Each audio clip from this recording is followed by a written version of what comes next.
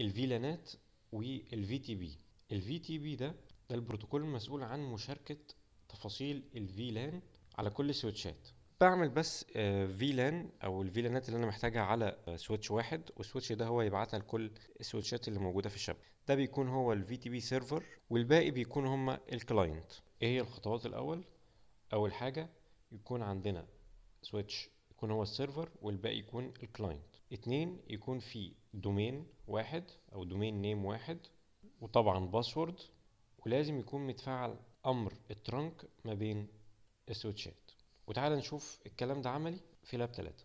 السلام عليكم، اهلا بيكم في فيديو جديد واللاب رقم 3. طبعا اول حاجه انا بنزل اللاب ده من على موقع سيسكو، ده الجزء الخاص بالباكيت تريسر.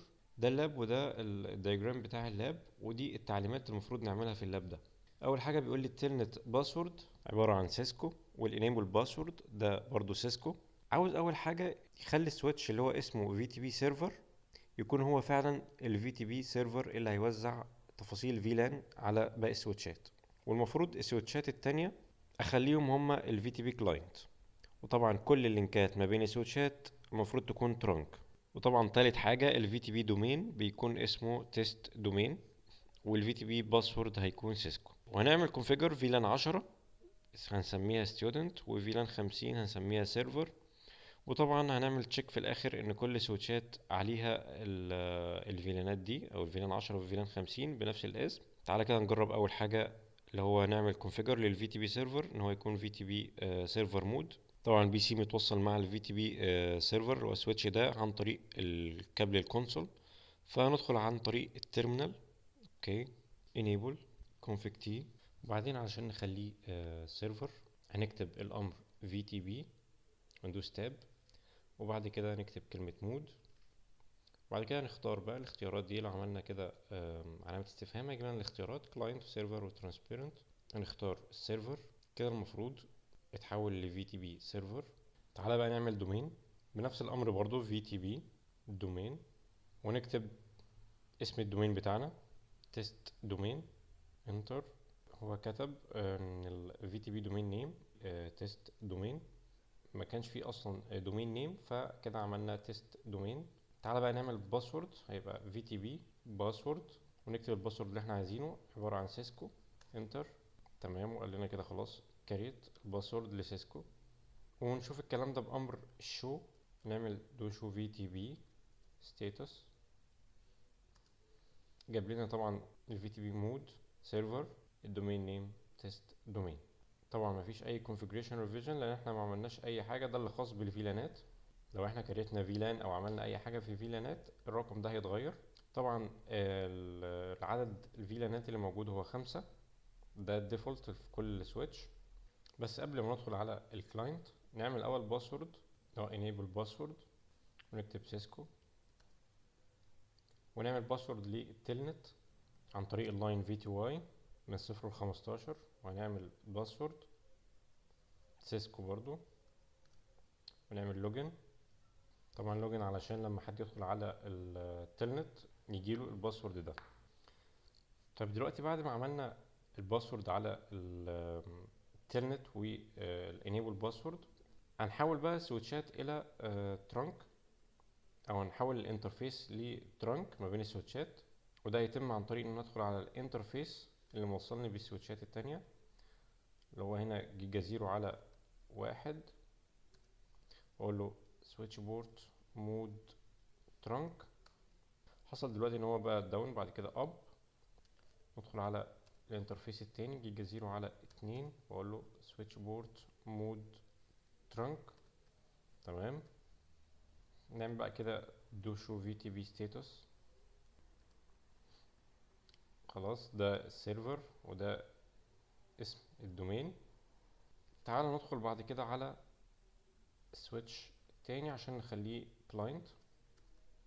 نخرج من مود الكونفيجريشن، وبعد كده ندخل على او نكتب امر التلنت، ونكتب الاي بي بتاع السويتش اللي انا عايز اروح له، اللي هو هيبقى 192.168.1.2. هيطلب مني طبعا الباسورد بتاع التلنت اللي هو سيسكو. enable هيطلب مني باسورد الانيبل سيسكو. كده دخلني على السويتش كلاينت رقم واحد، وهندخل على configuration. وبعد كده هنقول له ان ده VTP مود كلاينت. تمام. ندخل على السويتش التاني نعمل اكزit، ندخل على التلنت برضو ونكتب 192.168.1.3. ده سويتش تاني برضو عاوز مني الباسورد سيسكو enable سيسكو، وندخل على الكونفيجريشن ونقول له VTP مود كلاينت، ونقول له do show VTP status. ندخل برضو نعمل له VTP domain ونعمل VTP باسورد، ونعمل نفس اللي عملناه ده على السويتش برضو رقم 3 من التلنت من الباسورد enable برضو الباسورد. ندخل على مود الكونفيجريشن نعمل له VTP مود كلاينت، ونعمل VTP domain تيست دومين، ونعمل VTP باسورد سيسكو. تمام كده لو عملنا show VTP status برضو بقى كلاينت وتيست دومين. تعال نروح بقى للسيرفر تاني، ندخل على مود الكونفيجريشن ونعمل بقى الفيلان 10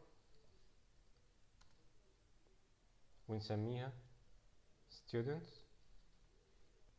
ونعمل فيلان 50 ونسميها سيرفر. تمام.